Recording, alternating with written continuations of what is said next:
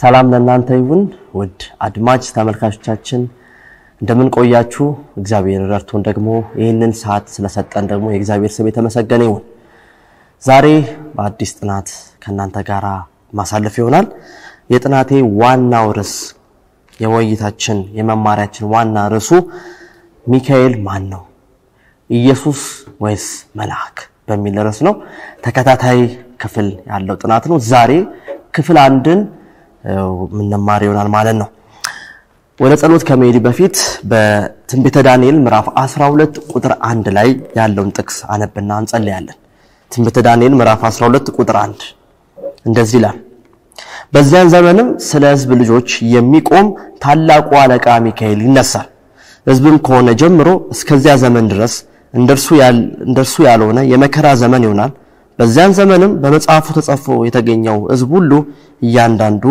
ይድናል ይላል በዚህ ጥቅስ ላይ ስለ ሕዝብ ልጆች የሚቆም ታላቁ አለቃ ሚካኤል ይነሳል ይላል የእግዚአብሔር መንፈስ እንዲያስተምረን ወደ እውነቱ እንዲያመጣን እንዲረዳን ዘንድ እንጸልያለን እንጸልይ ጌታ ሆይ እናመሰግናለን ይህንን ጊዜ ስለሰጠን እግዚአብሔር ሆይ ደግሞ ዛሬም ስላንተ ስለ ታላቁ ሚካኤል ስለ ኢየሱስ ልታስተምረን ስለወደድክ እናመሰግናለን በዚህ በመንማረው እውነት ጌታ ሆይ እንድትረዳን ዘንድ ለምናለሁ የውሳኔ ሰው እንድታረገን እውነትን የበለጠ እንድንመረምር እውነትን የበለጠ እንድንፈልግ እንድትረዳን ዘንድ ለምናለሁ በመንማረው ደግሞ ትምህርት ጌታ ሆይ የምንኖርበትን ጸጋ እንድታጎናጽፈን ዘንድ ጸልያለሁ በኢየሱስ ክርስቶስ ስም አሜን በመግቢያ ላይ እንደተናገርኩት ሚካኤል ማን ነው ኢየሱስ ወይስ መልአክ ይህ በክርስትናው ማህበረሰብ ዘንድ ትልቁ ጥያቄ ነው ሚካኤል አንዳንዱ የመላእክት አለቃ ወይም መልአክ ብሎ ይገልጹታል ሌሎቹ ደግሞ አይ ታላቁ ልዑል ብሎ ይገልጹታል ስለዚህ ሚካኤልን በሁለት ሐሳብ ነው በክርስትናው ዘንድ ላይ በስፋት የምናየው አንደኛው በመልአክ ሲሆን ሌላኛው ደግሞ አይ መልአክ ሳይሆን ኢየሱስ ነው የሚል ነው ስለዚህ በሚካኤል ማንነት ዙሪያ ላይ ብዙ ጥያቄዎች ተነስተዋል ብዙ ጊዜ ሲያከራክር ቆይቷል ብዙ ምሁራንም በዚህ ጉዳይ ላይ ትንተና አስቀምጠዋል አንብበዋል ጽፈዋል ዛሬ በዚህ ክፍል ላይ የምናነሳው ነጥብ ይሄንን ነው ሚካኤል የሚባለው መጽሐፍ ቅዱስ የተጠቀሰው እያንዳንዱ ክፍል ላይ በመናነብበት ሰዓት ላይ ስለማን ነው ሊያወራ ይፈልጋል እንግዲህ መልአክ ከሆነ ተፈጣሪ ነው ማለት ነው ፍጡር ሊሆን አይችልም ስለዚህ የተፈጠረ ነገር እንደሆነ እንገነዘባለን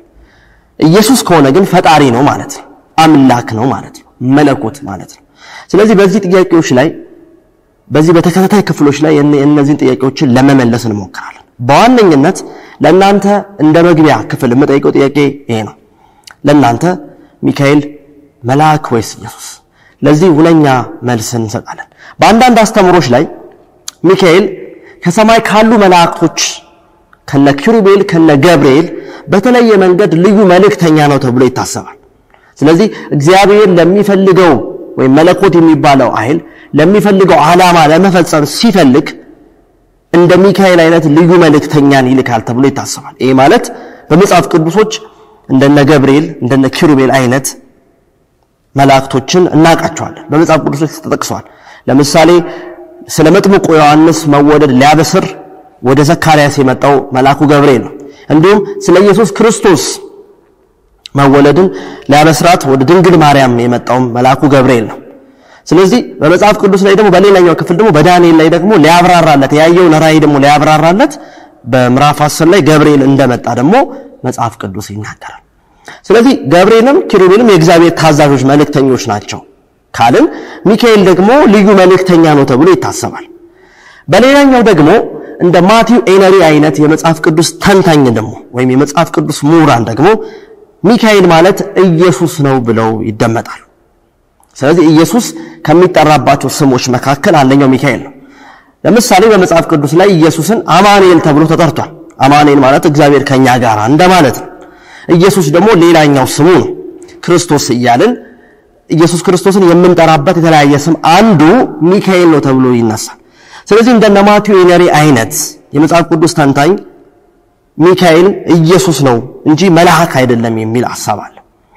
ታዲያ ሁለት ሐሳቦችን አሁን አነሳውላችሁ አንደኛው ክፍል እንደነ ገብርኤል እንደነ ኪሩቤል ሁሉ ሚካኤል ልዩ መልእክተኛ ነው ከእግዚአብሔር ልዩ መልእክተኛ ነው ተብሎ ይታሰባል በሌላኛው ጎራ ደግሞ ካያችሁ ደግሞ አይ ሚካኤል ማለት ኢየሱስ ነው ኢየሱስ ከሚጠራባቸው ብዙ ስሞች መካከል አንደኛው ሚካኤል ነው ተብሎ ይታሰባል ለዚህ ወሳኝ ጥያቄ ስለ ሚካኤል ትክክለኛው ማንነት ማን ነው ለሚለው መጽሐፍ ቅዱስ ሁነኛ ምላሽ አለው ውድ የእግዚአብሔር ቤተሰቦች ይህንን የምትከታተሉ በሙሉ መጽሐፍ ቅዱስን የበለጠ እንድታነቡ አደፋፍራችኋለሁ ምክንያቱም ለእያንዳንዱ ጥያቄዎቻችን መጽሐፍ ቅዱስ ምላሽ አለው እግዚአብሔር ለህይወት ጥያቄያችን ሊሆን ይችላል በመጽሐፍ ቅዱስ ላልገቡን ነገሮች በሙሉ ምላሽ አለው ሌላው ወዴትም ሄዳ ያስፈልጋል መጽሐፍ ቅዱስ በቂና በቂ ምላሻችን ሌላ መጽሐፍትን የግድ ማንበብ አይተበቀብን መጽሐፍ ቅዱስ ለዚህ ለሚካኤል ለሚለው ሐሳብ ለትክክለኛ ማንነቱ ማን ነው ለሚለው መጽሐፍ ቅዱስ ምላሽ አለው ኢሳይያስ ምዕራፍ 28 ቁጥር 10 ላይ እንደዚህ ይላል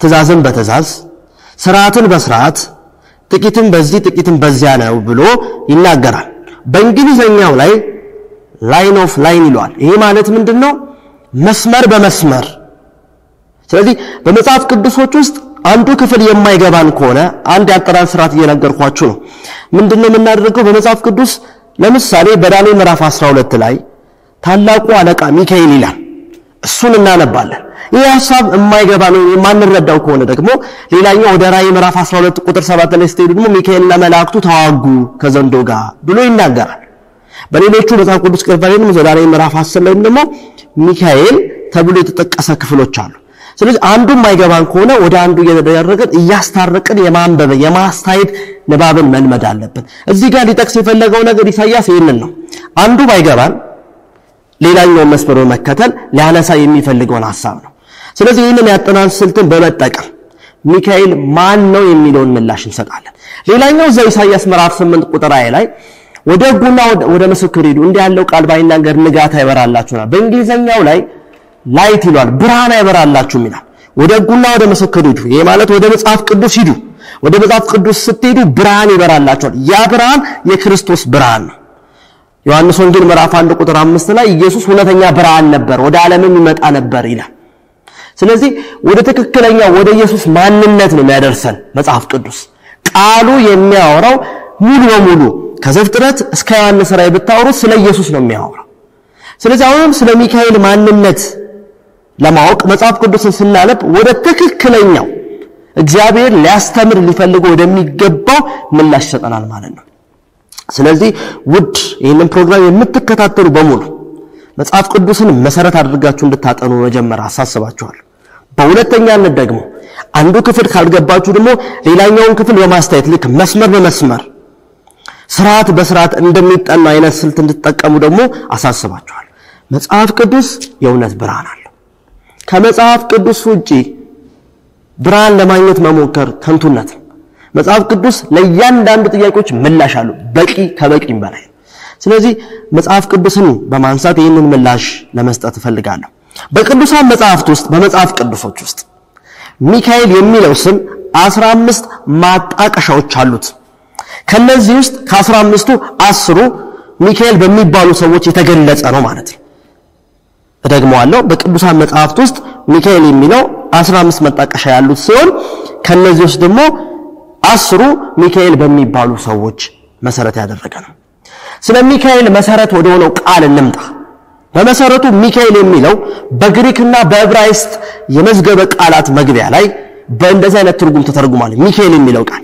የመጀመሪያው የመላእክት አለቃ ስም ሲሆን ሁለተኛው ደግሞ የዘጠኙ የእስራኤላውያን ስም ተብሎ በግሪክና በዕብራይስጥ መዝገበ ቃላት ተቀምጧል መጽሐፍ ቅዱስ ደግሞ የብሉይ ኪዳን አብዛኛው ክፍል የተጻፈው በዕብራይስጥ ቋንቋ ሲሆን አዲስ ኪዳን ደግሞ በግሪኩ የቋንቋ ስርዓት እንደተጻፈ ግልጽ ነው ስለዚህ እዚህ ጋር ሊያወራ የሚፈልገው ነገር ሚካኤል በቃሉ በዕብራይስጥም በግሪክም የመላእክት አለቃ ስም ወይም የዘጠኙ እስራኤላውያን ስም ተብሎ ያስቀምጠዋል ማለት ነው ታዲያ በዚህ ጥናታችን ላይ የምናነሳው ወሳኝ ነጥብ ይሄ ነው በተለይ የመጨረሻዎቹን 5ቱ መጣቀሻዎች ነው 10ሩ በሚካኤል በሚባሉ ሰዎች ስም ተጠቀሰው መግቢያ ላይ እንዳልነው 15 መጠቀሻዎች አሉ ብለናል መጽሐፍ ቅዱሶች ውስጥ 10ሩ በሚካኤል በሚባሉ ሰዎች ግለሰብ የተገለጸ ነው ብለናል 5ቱ ደግሞ በዋነኝነት በተለይ እነዚህ 5ቱ ምናነሳቸው በዚህ ጥናት ላይ በደንብ ትኩረት አድርገን ምናነሳው 5ቱ ማጠቀሻዎች ደግሞ ትክክለኛውን የሚካኤል አለቃ ማንነትን ያተኮረና ሊመልስልን የሚችል ሐሳብ አለው ማለት ነው የመጀመሪያዎቹ ከ5ቶቹ የመጀመሪያዎቹ ሰዎች የመጀመሪያዎቹ 3ቱ ክፍሎች በብሉይ ኪዳን በዳንኤል መጽሐፍ ላይ የተገለጸ ሲሆን የመጨረሻዎቹ ደግሞ ከ5ቱ ሁለቱ ክፍሎች ደግሞ በአዲስ ኪዳን በይሁዳና በዮሐንስ ራእይ መጽሐፍ ላይ ተጠቅሷል ማለት ነው ስለዚህ እኛ በጣም ትኩረት የምናደርገው ከ15ቱ መጠቀሾች እንዳልኳችሁ 5ቱ የመጨረሻዎቹ 5ቱ ላይ ነው ከ5ቱ 3ቱ በብሉይ ኪዳን በዳንኤል መጽሐፍ ውስጥ ተጽፈዋል ሁለቱ ደግሞ በይሁዳና በዮሐንስ ራእይ ተጠቅሷል ማለት ነው ስለዚህ እነዚህን በማንሳት እነዚህን ክፍሎችን በደንብ በመተንተንና በደንብ በማብራራት የሚካኤል ትክክለኛውን ማንነት ላይ እንደርሰናል መላእክቱን ኢየሱስ ይሁን የሚለውን ምላሽ የምናገኝበት መሰረታዊ ጥቅሶቻችን ናቸው ማለት ነው ትልቁ መልስ ይሄ ይሆናል ሚካኤል ከኢየሱስ ውጪ ማንም አይደለም እሱ የተፈጠረ መልአክ ወይም ኪሩብ አይደለም ይህ ስም ለዘላለም ልጅ ለሆነው አምላክ ለሆነው ለእግዚአብሔር ለአንዱ ለልጁ ለኢየሱስ ክርስቶስ የተሰጠው ታላቅ የማዕረግ ስም ነው ደግሞአለው ሚካኤል ከኢየሱስ ውጪ ማንም አይደለም ውድ አድማጭ ተመልካቾቻችን እሱ የተፈጠረ መልአክ ወይም ኪሩብ አይደለም ተፈጣሪ አይደለም ፈጣሪ ነው እንጂ የዘላለም አምላክ ነው የዘላለም አዳኝ ነው ያ ኢየሱስ ከተሰጠው ከታላላቅ የማዕረግ ስሞች መካከል አንዱ ነው ይህንን ከዚሁ ከመጽሐፍ ቅዱስ ማስረጃ በመነሳት አብራራላችኋል ሚካኤል የሚለው ቃል ለመፍታት ቅድም እንዳብራራ ነው ሁሉ መልአክ ወደሚለው ሐሳብ እንምጣ መልአክ ማለት የቃሉ ትርጓሜ መልእክተኛ እንደማለት ነው በመጽሐፍ ቅዱሶች ውስጥ እግዚአብሔር ለሕዝቡ ሊናገር በሚፈልግበት ሰዓት ላይ መላእክቶችን በሚልክበት ጊዜዎች አሉ ቅድም እንዳልኩት ስለ ኢየሱስ መወለድ ሊያበስር የተናገረው አንዱ መልአኩ ገብርኤል ነው ይህንን ታላቅ የኢየሱስን መወለድ ለድንግል ማርያም የተናገረው መልአክ ነው ስለዚህ መልአክ ማለት መልእክተኛ ነው መልእክተኛ ማለት ደግሞ ከራሱ የሚናገረው ምንም ነገር የለም የሚናገረው ነገር በሙሉ ተቀባይ ነው የቃሉ ባለቤት የተናገረው ማለት ስለ ኢየሱስ መወለድ ቃሉ መንስኤው መነሻው እግዚአብሔር ነው ይወለዳል ተብሎ ሲነገር ያ መልአክ ገብርኤል የራሱ መልእክት ይዟል ለሚመጣው የእግዚአብሔር የተላከው መልእክተኛ ስለዚህ መልእክተኛ መልእክቱ የራሱ አይደለም ምንጩ እሱ አይደለም መነሻው እሱ አይደለም ሌላ አለ ማለት ነው ስለዚህ የመልአክ ዋነኛ አገልግሎቶች ውስጥ መካከል አንደኛው መልእክተኛ የመሆን ጉዳይ ነው በመጽሐፍ ቅዱስ ውስጥ ደግሞ በአንደኛ ሳሙኤል ምዕራፍ 29 ቁጥር 9 ላይ እንዲሁም በገላትያ ምዕራፍ 4 ቁጥር 14 ላይ ሰዎች በመላእክት ተብለው ተጠርተው እናያለን ማለት ነው ሁለተኛው ደግሞ በዘፍጥረት ምዕራፍ 32 ቁጥር 24 ላይ ደግሞ መላእክት ደግሞ ሰዎች ተብለው ተጠርተዋል ማለት ነው ስለዚህ በቅዱሳን መጽሐፍት ውስጥ መልአክ የሚለው ስም በተደጋጋሚ ጊዜ ተጠቅሷል በተደጋጋሚ ጊዜ አንዳንድ ቅድም እንዳልኩት በአንደኛ ሳሙኤል ምዕራፍ 29 ቁጥር 9 ላይ እንዳልኳችሁ ሰዎች እንደ መላእክት አምሳያ ተገልጸው ተጠርተዋል በዘፍጥረት 32 24 ላይ ደግሞ መላእክቶች ደግሞ እንደ ሰው ተገልጸው ደግሞ ተጠርተዋል ማለት ነው ስለዚህ መልአክ የሚለው ቃል በጣም ወሳኝ እንደሆነና መልእክተኛ እንደሆነ ደግሞ በዚህ ክፍል ላይ እንማራለን ማለት ነው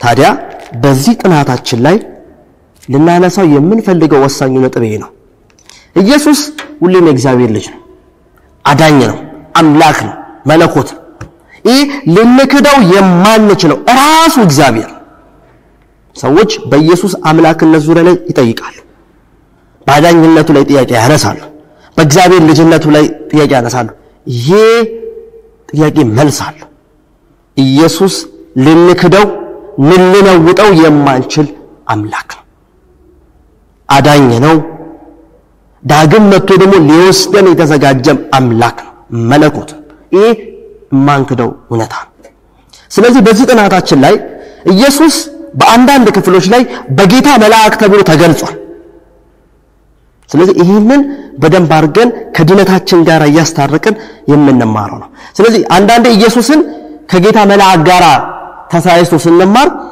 የዘላለም አምላክነቱን ለማሳነስ እንዳልተጠቀምን ወይም እንዳልታሰበ እንድታስተውሉ እንፈልጋለሁ። ስለዚህ ኢየሱስ አምላክ ነው። አምላክነቱ የማይካድ ነው። ራሱ እግዚአብሔር ነው፣ አዳኝ ነው። ግን በመጽሐፍ ቅዱሶች ውስጥ እንደ ጌታ መልአክ ተብሎ የተገለጸበትና የተጠራበት ክፍል አለ። እሱን የምንማረው ይሆናል ማለት ነው።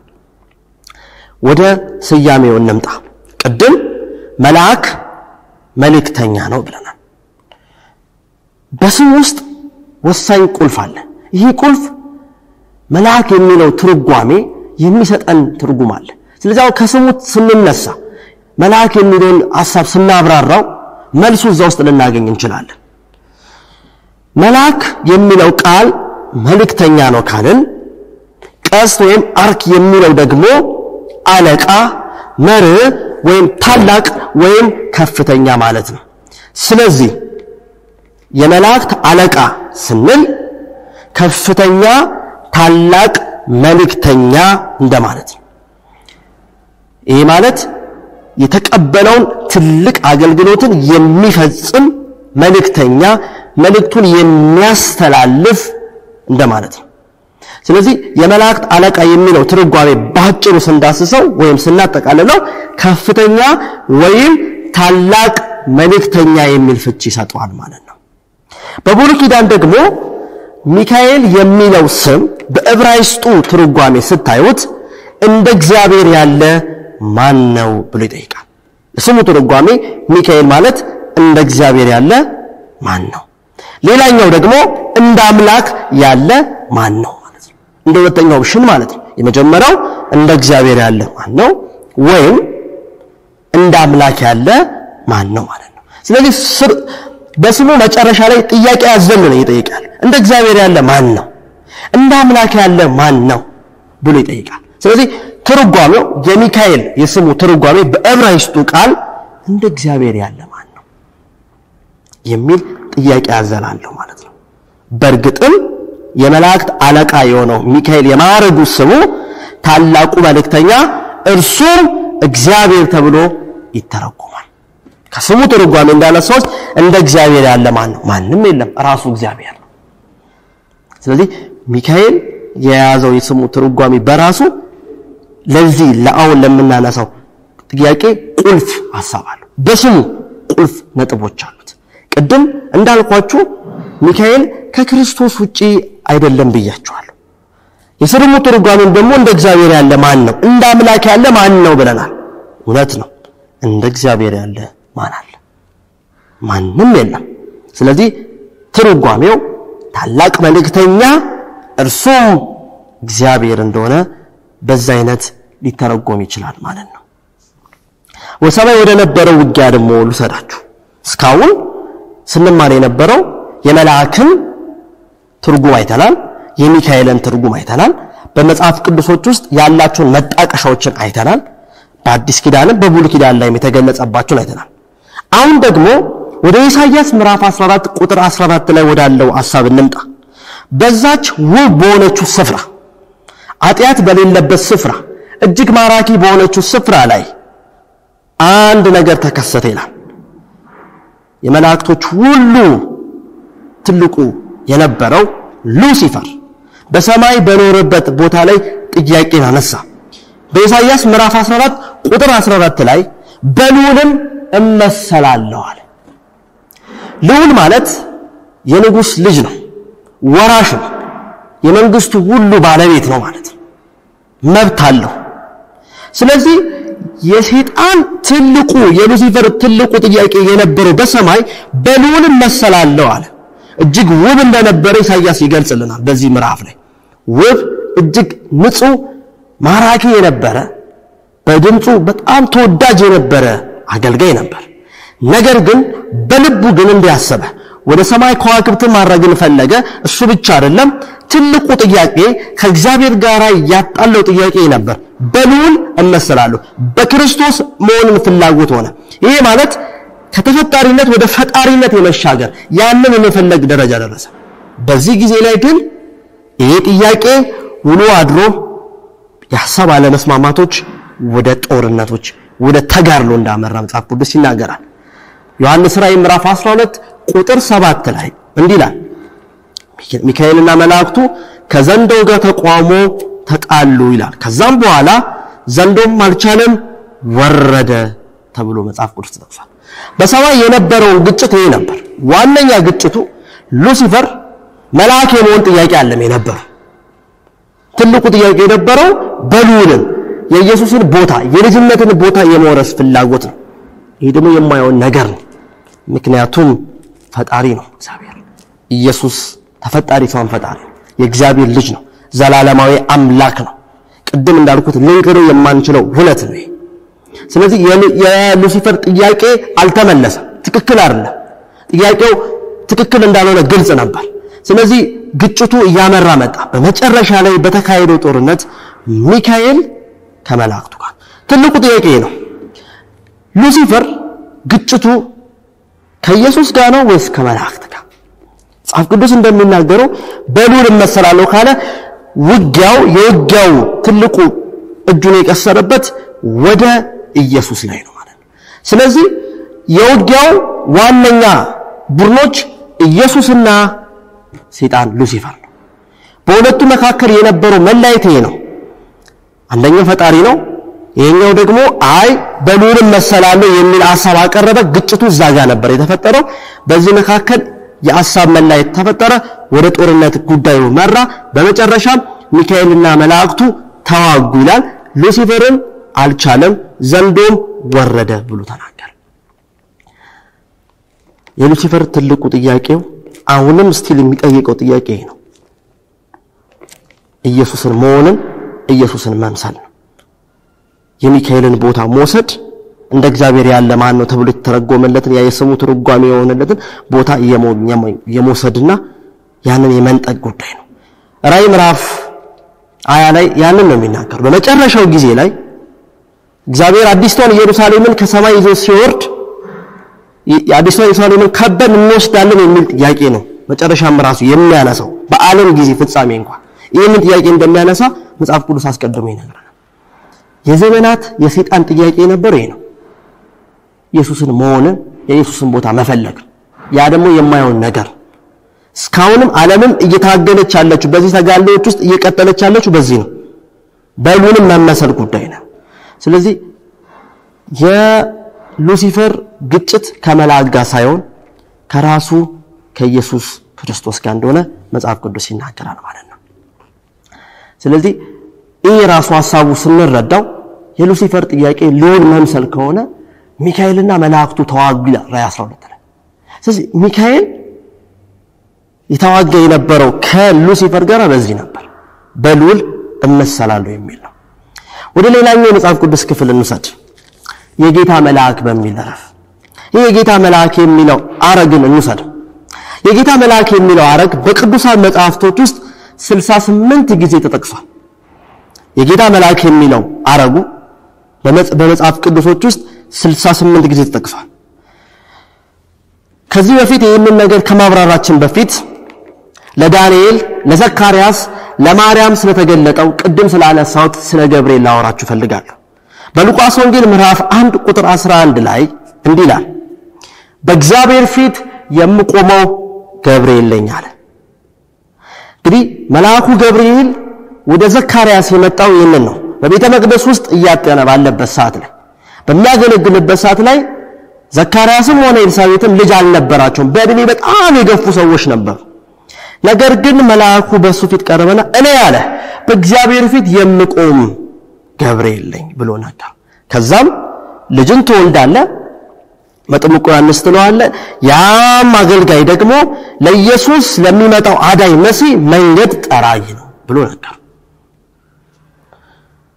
ስለዚህ በእግዚአብሔር ፊት የቆመው ገብርኤል ትልቅ የምስራች ነው።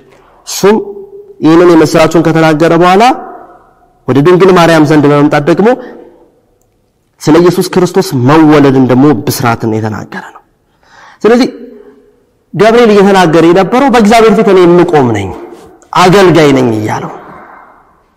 ስለዚህ ልክ በዮሐንስ ራእይ ምዕራፍ 19 ቁጥር 10 ላይ እንደ ወንድሞች ነኝ እንዳለው ዮሐንስን ሊሰግድለት ተንበረከከ ይላል። ከዛ ታዋታርጎ እኔ እንደ አንዱ እንደ ወንድሞች እንዳገልጋይ ነኝ ብሎ ይጠቀስ። ስለዚህ ገብርኤል አገልጋይ እንደሆነ ራሱን ያስተዋወቀ እኔ በእግዚአብሔር ፊት የምቆም ነኝ፣ እግዚአብሔር መልእክት ልኮኝ ነው ዳንተ የመጣሁት፣ ትልቅ የምስራች አለ፣ ልጅን ትወልዳለህ፣ ያ ልጅ ደግሞ ለሚመጣው አዳኝ ለሚመጣው መሲህ ደግሞ መንገድ ይጠርጋል ብሎ ነው የተናገረው።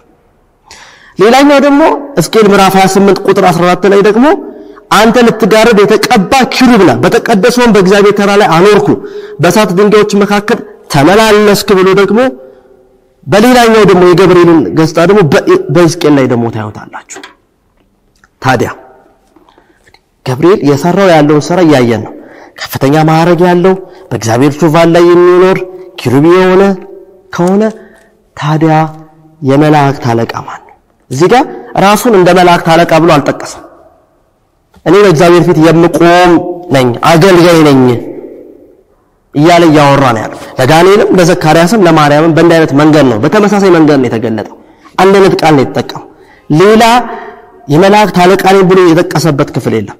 ታዲያ ይህ አሁንም ሚካኤል የምንለው ሌላኛው ማረጋገጫችን ወደ ሆነው የእግዚአብሔር መልአክ ተብሎ የተጠራው በሰው ልጆች ቤዛ ቦታ ላይ ትልቅ በሰው ልጆች ድነት ላይ ትልቅ ቦታ የሚሰጠው ያ ታላቁ አለቃ የመላእክቶች ሁሉ አለቃ ሚካኤል የተባለው ማን ነው የሚለውን ቀጣይ እናብራራለን።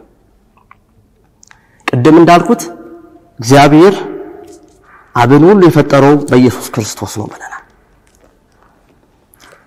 ዕብራውያን ምዕራፍ 1 ቁጥር 2 ላይ ሁሉን ወራሽ ባደረገው ደግሞ ዓለማትን በፈጠረበት በልጁ በዚያን ዘመን በመጨረሻም ለኛም ተናገረ። በልጁ በተፈጠረበት ነው የሚለው። ስለዚህ ኢየሱስ ፈጣሪ እንደሆነ ታያላችሁ፣ አዳኝ ብቻ አይደለም።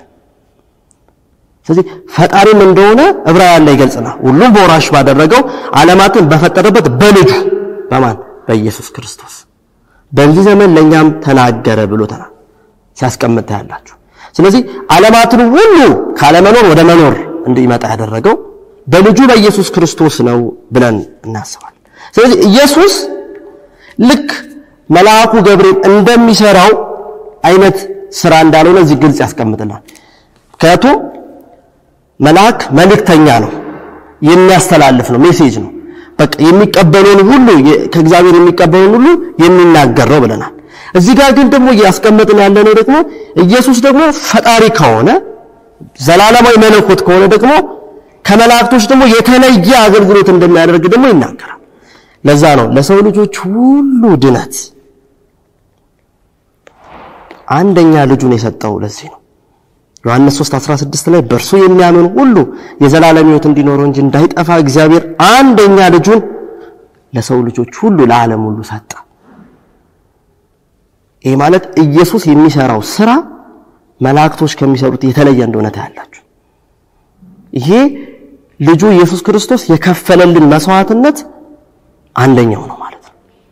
ስለዚህ ልዩነቱን እንድታዩት አሳስባችኋለሁ። በመላእክና በኢየሱስ የሚሰሩት ስራ አንደኛ ልጁን ነው የሰጠን። መላእክን አለም የሰጠን ወይ ገብርኤልን አለም የሰጠን፣ ኢየሱስ ክርስቶስን ነው የሰጠን የሰው ልጆች ሁሉ እንዲድኑ።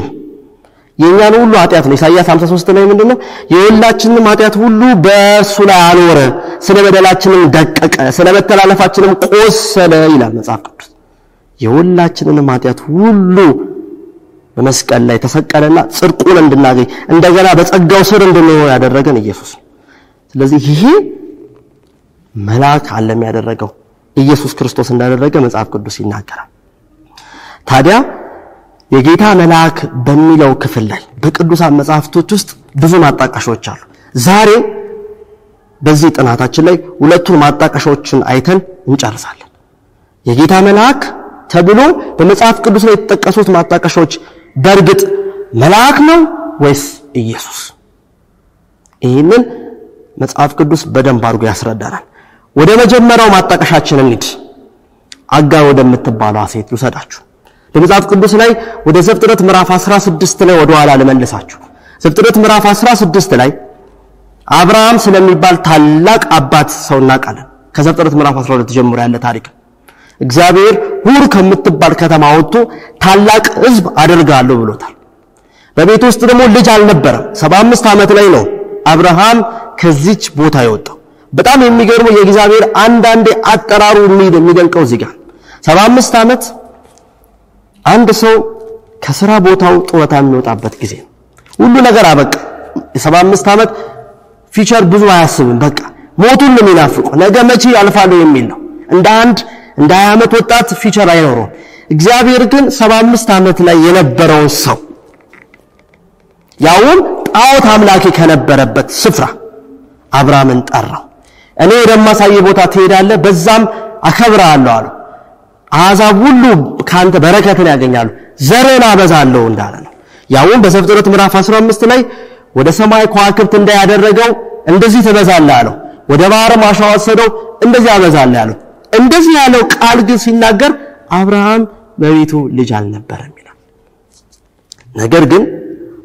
አብርሃም የሳራን ቃል በመስማት ከአጋር ጋር እንደተኛ መጽሐፍ ቅዱስ ይናገራል ከዛም በኋላ አጋር የቤቱ አገልጋይ የቤቱ ሰራተኛ የነበረችው ሴት ባሪያ የነበረችው ሴት እስማኤልን ከወለደች በኋላ ግን ከሳራ ጋር በነበረው አለመስማማት ምክንያት ከቤት ልትወጣ ቻለች ይላል መጽሐፍ ቅዱስ ምክንያቱም ሳራ መካን ነበረች ይላል ስለዚህ አጋር ደግሞ ልጅን ስላገኘች መስማማት አልቻሉም ንቀት ተፈጠረ በዚህ ጊዜ ላይ አጋር ልጇን ይዛ እንደወጣች ይናገራል ከዛም ከቤቱ ወጣ ወደ ምድረ በዳ እንደተሸሸች መጽሐፍ ቅዱስ ይናገራል ማለት ነው በዚህ ቦታ ላይ ነው ልጇን ይዛ ከቤቱ በተባረረችበት በተሰደደችበት በምድረ በዳ ላይ ዘፍጥረት ምዕራፍ 16 ቁጥር 7 ላይ የእግዚአብሔር መልአክ ይላል በእንግሊዘኛው ላይ the angel of the lord ይላል የእግዚአብሔር መልአክ የጌታ መልአክ ወደዚህ ሴት መጣ ይላል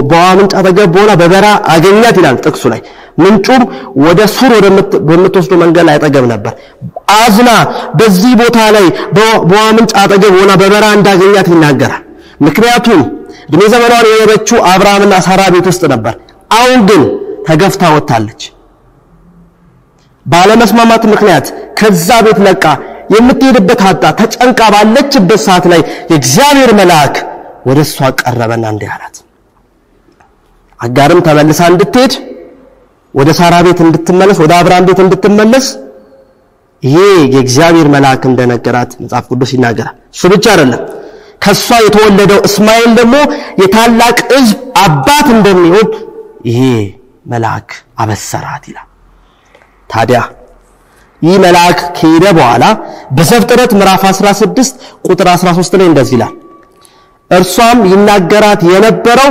የእግዚአብሔር ስም ብላ ኤሎሄ ብላ ጠራችው ይላል ስለዚህ ያናገራት የነበረው ቅድም በዘፍጥረት 16:7 ላይ የእግዚአብሔር መልአክ ብሏል the angels of the lord ይሏል ስለዚህ የእግዚአብሔር መልአክ ካናገራት በኋላ መልአኩ ከሄደ በኋላ እንዲህ አለች ያናገራት የነበረውን መልአክ የእግዚአብሔር ስም አለችው ከዛም ኤሎሄ ብላ ጠራችው አጋር ያናገራት የነበረው መልአክ ሳይሆን ኢየሱስ እንደሆነ አስተውላለች የእግዚአብሔር ስም ነው ሚካኤል ቅድም ትርጓሜው እንደሰጠዋችሁ እንደ እግዚአብሔር ያለ ማን ነው ስለዚህ አጋር ያወራች የነበረው ያናገራት የነበረው ተስፋ የሰጣትን ይጂ ወደ አብርሃም ቤት ተመለሽ ወደ ሳራ ቤት ተመለሽ ካንቺ የሚወለደው እስማኤል የታላቅ ሕዝብ አባት አድርጓለሁ ብሎ ቃል የገባላትን ያንን ሰው እንዲህ ብላ ጠራችው ይላል እሱ ያናገረኝ የእግዚአብሔር ስም ኤሎሄ ብላ ጠራችው ይላል ስለዚህ አጋር በርግጥም ያናገራት የነበረው የእግዚአብሔር መልአክ ተብሎ በመጽሐፍ ቅዱስ የተጠቀሰው angels of the lord ተብሎ የተጠቀሰው በርግጥ አምላክ መሆኑን ተገንዘባለች ስለዚህ የጌታ መልአክ የሚለው መጽሐፍ ቅዱስ ላይ የተገለጸበት አንደኛው ማጣቀሻችን አጋር ላይ ነው አጋር ያናገራት የነበረው ያንን የመሰለ ተስፋ የሰጣት ይጂ እንደገና ተስፋ ቆርጣ አዝና ነበር የወጣችው በቃ ማንንም የለኝም ወገን የለኝም ሰው የለኝም ብላ ባዘነችበት ሰዓት ላይ ነው ይሄ መልአክ መጣና አይዞሽ ወደ አብርሃም ወደ ነበርሽበት ቦታ ሂጂ ተስፋ አትቁረጪ ካንቺ የሚወለደው ልጅ የታላቅ ሕዝብ አባት አደርገዋለሁ ብሎ እግዚአብሔር ቃል ገባላት። ይህንን ታላቅ ቃል የነገራት ራሱ ኢየሱስ ነው። የእግዚአብሔር ስም ብላ የጠራችው። ወደ ሁለተኛው ማጣቀሻችን እንሂድ። ወደ አብርሃም። ቅድም በአብርሃም ታሪክ ላይ ከተጠቀሰው ከአጋር አንዱን አይተናል። እግዚአብሔር በዘፍጥረት ምዕራፍ 22 ላይ በ100 ዓመቱ ላይ ሳራ ደግሞ በ90 ዓመቷ ላይ በቃ አትወልድም ተብሎ የሴትነት የወሊዷ ጊዜ ካለፈ በኋላ ሁሉ ነገር በቃ በተባለበት ሰዓት ላይ ተስፋ በተቆረጠበት ሰዓት ላይ እግዚአብሔር ለአብርሃም ልጅን ሰጠው።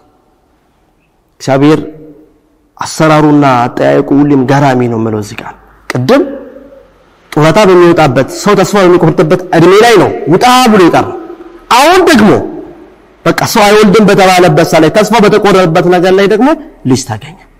ያንን ልጁ እንደ ባራሾ ይበዛል የተባለው እንደ ሰማይ ከዋክብት ይበዛል የተባለው አንድ ልጅ ነው፣ ሌላ ልጅ የለው። አንድ ልጁን ይስሐቅን እንዲሰዋ ነገረው ይላል።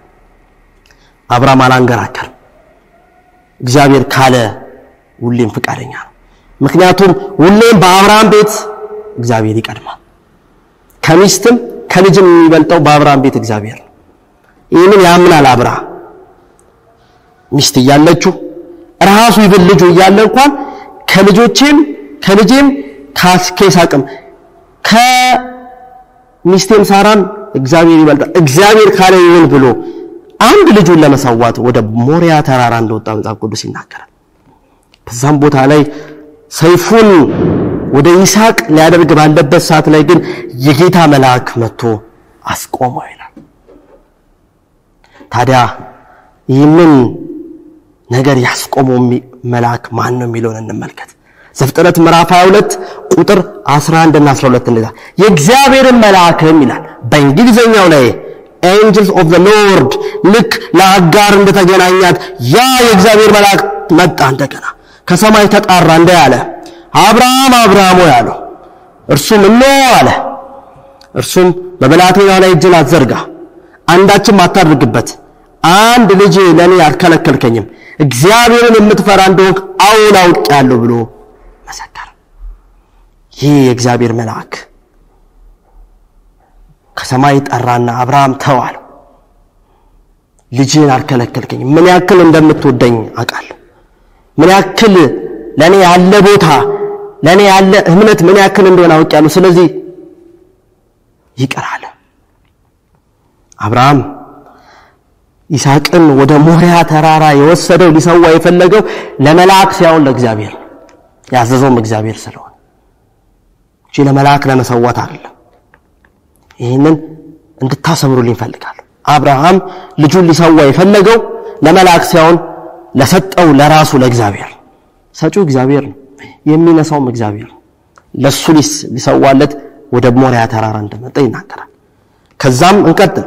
ዘፍጥረት ምዕራፍ 22 ላይ ዘው ምዕራፍ ላይ ቁጥር 15 እና 16 ላይ የእግዚአብሔር መልአክም አብርሃምን ከሰማይ ለሁለተኛ ጊዜ ጠራው። ቅድም ተው ሊለው ነው፣ አምኛለሁ፣ ልጅን ለመስጠት አልሳሳም፣ ስለዚህ ይቅር አለ። አሁን ለሁለተኛ ጊዜ የእግዚአብሔር መልአክ የነበረው ጠራውና እንደዚህ አለው።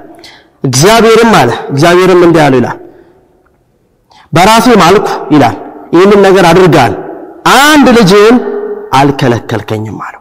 ከዛም ቁጥር 17 እና 18 ላይ እንደዚህ አለው፣ በዚህ ልጅ ባልከለከልከኝ ልጅ በእውነትም በረከትን እባርክልሃለሁ፣ ዘርህንም እንደ ሰማይ ከዋክብት በምድር ላይ እንዳለ አሸዋ አበዛላለሁ። የነገረው ዘፍጥረት 15 የነበረውን ተስፋ እንደገና አደሰው። የገባለትን ቃል ኪዳን እንደገና እግዚአብሔር አደሰው። በዚህ ባልከለከልከኝ ልጅ በይስሐቅ ታላቅ ሕዝብ አደርግሃለሁ፣ በረከትን አበዛልሃለሁ፣ እንደ ሰማይ ከዋክብት ይበዛሉ፣ እንደ ባህር ላይ እንዳለ አሸዋም ይበዛል። ዘር የጠላቶችን ደጅ ይወርሳል፣ የምድር አሕዛብን ሁሉ በዘር ይባረካሉ፣ ቃሌንም ሰምተናል። ቅድም ለአጋር እንዲህ ብሏት ነበር ይህ መልአክ እስማኤል ታላቅ ሕዝብ ይሆናል አላት። ተስፋን ሰጣት። እንደገና ተስፋ ብትቆርጥም እንደገና ብታዝንም እንደገና ሰጣት። አሁንም ለአብርሃም መጣና እንደዚህ አለው፣ አንድ ልጅን ስላልከለከልከኝ ስለምትወደኝ አይቻለሁ አሉ። እምነትህ በእኔ ላይ ታላቅ እንደሆነ ተመልክቻለሁ። ስለዚህ ልክ ለአጋር እንደነገራት ሁሉ ለአብርሃም መጣና በዚህ ልጅ ባልከለከልከኝ ልጅ ታላቅ ሕዝብ አደርጋለሁ ዘሩን አበዛላለሁ ልክ እንደ ሰማይ ከዋክብት እንደ ባህር ላይ እንዳለ አሸዋ ታዲያ ይህንን ሐሳብ ወደ አዲስ ኪዳን ላሻግራችሁ ሐዋርያት ሥራ ምዕራፍ 3 ቁጥር 25 ላይ ጴጥሮስ በዚህ ቦታ ላይ አብርሃም ስላሳለፈው ሕይወት እንዲህ ብሎ ተረከል ጥቅሱን ለማንበብ ፈልጋለሁ የሐዋርያት ሥራ ምዕራፍ 3 ቁጥር 25 ላይ እናንተ የነቢያት ልጆች እግዚአብሔርም አለ ለአብርሃም ይላል በደንብ አስተውሉ እናንተ የነቢያት ልጆች እግዚአብሔርም ለአብርሃም በዘር የምድር ወገኖች ሁሉ ይባረካሉ ለአባቶቻችን ያደረገው ቃል ኪዳን የኪዳን ልጆች ናችሁ ይላል ቅድም ዘፍጥረት 22 17 18 ላይ በእውነት ተባርከላሉ ያለው የጌታ መልአክ ተብሎ የተጠቀሰው ማለት ነው መጽሐፍ ቅዱስ ላይ የጌታ መልአክ ከሰማይ ቀረ ይላል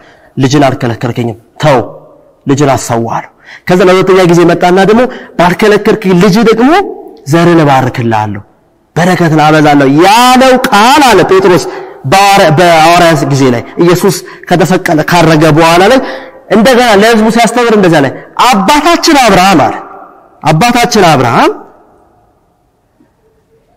በዘር ሁሉ የምድር ወገኖች በሙሉ እንደሚባረኩ ተናግሯል ይሄንን ያለው ማን አለ እግዚአብሔር ራሱ ነው አለ ስለዚህ ለአብርሃም ይህንን ተስፋ የሰጠው የጌታ መልአክ ተብሎ የተጠቀሰው ኢየሱስ ክርስቶስ ነው ጴጥሮስን ከብዙ ሺህ ዓመታት በኋላ የታሪክ ከተከሰተ ከብዙ ሺህ ዓመታት በኋላ እንደገና አባታችን አብርሃም እንዲህ ብሏል እግዚአብሔር ለአብርሃም አለ በዘር የምድር ወገኖችን ሁሉ እባርካለሁ መልአክ አለም ያለው ወገኖች ራሱ እግዚአብሔር ነው ያለው ስለዚህ ይህንን ሐሳብ ለአብርሃም የባረከው አስቀድሞ ዘፍጥረት 22 ላይ የተናገረው ቃል ድጋሚ ጴጥሮስ በሐዋርያት ሥራ ምዕራፍ 3 25 ላይ ከአብርሃም ሕይወት ጋር አገኝቶ ለሕዝቡ ሲናገር ነው አብርሃምን የባረከው እግዚአብሔር ነው ያንን ሐሳብ ደግሞ ዘፍጥረት 22 ቅድም ያነበብነው ደግሞ የጌታ መልአክ ተብሎ ነው የተጠቀሰው ኤንጅል ኦፍ ዘ ሎርድ ብለን የተረጎመው ማለት ነው